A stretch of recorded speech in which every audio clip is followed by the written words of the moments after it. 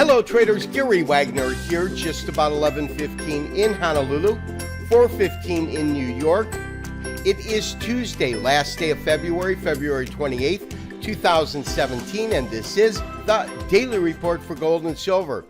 As traders, investors, and basically citizens await President Trump's first address to Congress tonight, we have the markets under subdued pressure as all these financial markets seem to be in a holding pattern, awaiting what news and what details will come out from tonight's speech to Congress. Gold is trading under pressure today, currently trading at $12.49. In terms of April futures, puts it down about $9-10 on the day. The low has been $12.48 with a high of $12.59. Spot gold trading in the same numbers. Net change, of course, is different, down about $4, but at about $12.48, $12.49. And as I said, it has been trading under pressure throughout the day. Silver also trading lower, but it is trading off about 0.4%. This, of course, is our most active March futures, which are just coming into expiration. 1834, that is our current print. The low on the day has been 1828, and the high 1851. So traders, absolutely no doubt, we are seeing some profit taking coming just ahead of Trump's address to Congress later on tonight. On a technical basis, though, we do see some signs of potential weakness. However, we're not there yet. I want to look at a couple of different charts, both daily charts. First chart is in Japanese average format, and that is the chart that we have up. When we take a look at that, we can see, as we look at a given trend, we can see where it begins to run out of steam. And then, of course, the pivotal point, the color change, again, as market moves up and so forth. What we do have right now on the Japanese average chart is, as of yesterday, we still had no lower wicks, which meant that you still had pretty solid energy in the upside trend. However, today we are truly getting a doji, and a doji, as you know, can be a sign of consolidation. Just prior to a pivot point, we've seen it on many occasions. You can see that down here, for example, or right in here. You also see it right here. So it is a pretty important character and can reveal that. At the same time, we do see it at points in which the market's consolidating ever so slightly before returning to the primary direction. I draw your attention to these two doji candles right here. In other words, the market had gone up, it had retraced a little bit, and then had moved up a little bit, but then moved sideways. So you can get it as an indication of a sideways move. But we are also getting an interesting pattern when we look at this chart through the eyes of a straight candlestick chart rather than the Japanese average chart. And I've just gone ahead and pulled that up. Again, a daily chart, and this is a standard candlestick format, and we do have a variation off of a three-river evening star. And the key of this particular pattern, of course, after a defined uptrend, we get a long green candle, we get a star gapped in the middle, and then the red candle. Size of this red candle is not all that great, so it's not really showing me a strong pattern, but it is a variation off of that. And more importantly, we have identified a level of support that is in the market right here. And as long as we're trading above this particular level, which comes in 47.48, and then below it, of course, 42 is a major level of support. As long as these levels hold, I have no real inclination to believe that we're looking at some sort of a potential reversal and the market moving to a lower number, or meaning moving lower. So we are going to maintain our current long position. We are going to maintain our stop. More importantly, if we do get the right kind of a dip, we might in fact look to add to our long position. If we do, we will send out a special trade alert through text message as well as email to let you know that we are recommending exactly that. So traders, we are looking at silver, a daily chart of silver. This in a standard bar chart format, along with a MACD, moving average convergence divergence. We talked about the fact that when we looked at it yesterday, it appeared as though it was looking to see if it crossed. You can see it crossed ever so slightly, but now we've got the fast line moving back above the slower line, which represents the fact that we could see a further increase long term in silver. Now, we've had a tremendous run in the precious metals over the last 2 months. As I've said, now that February has come to a close, we have both gold and silver trading to higher ground on a monthly basis for the second consecutive month. We have not been able to make that statement for quite some time.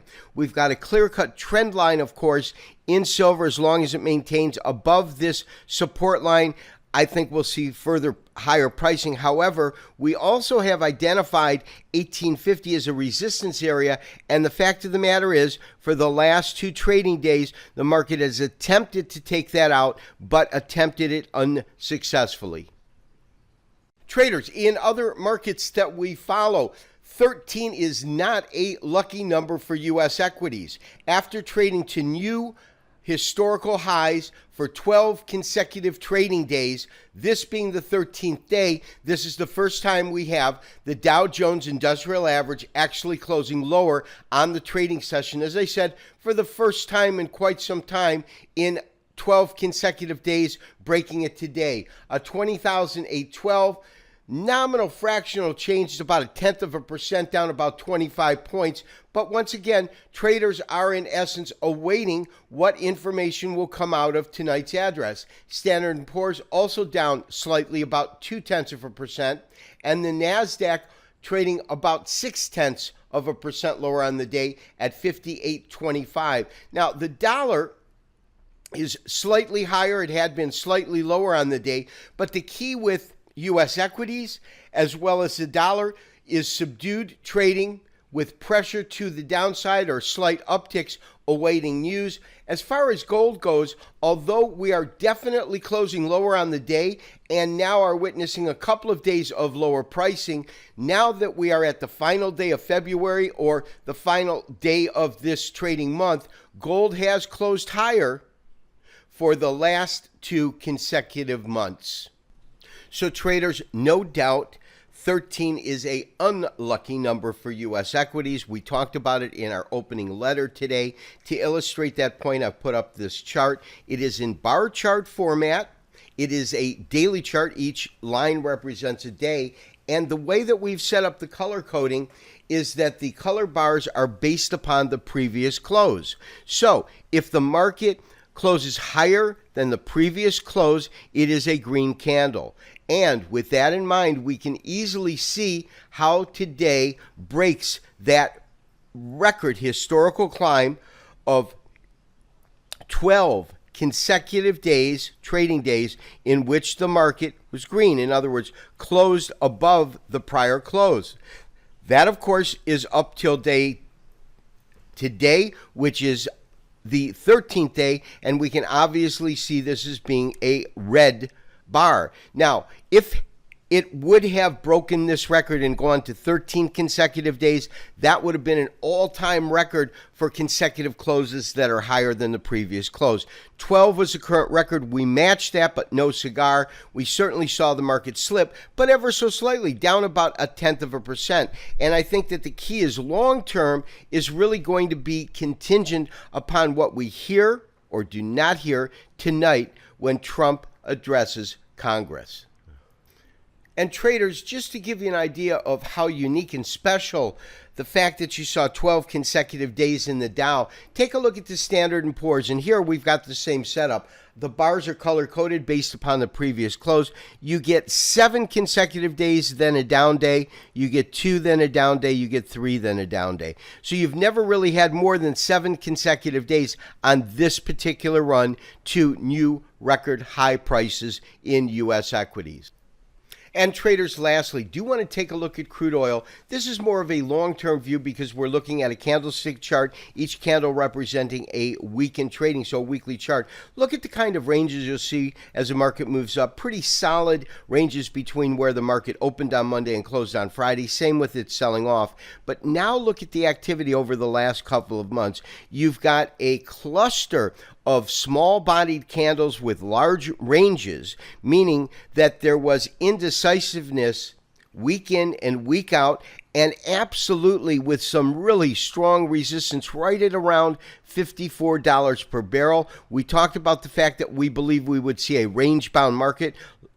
we've certainly got that. Over the last 2 months, this market has effectively traded on the low side between $52 and $54 on the high side. We're trading right up the center of this channel line. Channel line still maintains a bullish bias, as you can see, but we're not really gaining any headwind when we continually trade within this defined range. I would expect it to have some potential to move higher, but overall, I am looking for crude oil to continue to trade sideways.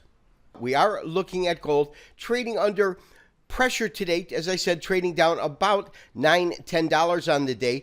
1242, that's a critical area. We need to see that support level held on a technical basis, of course. And as we get closer to Trump's speech itself, we could see increased volatility in the markets itself.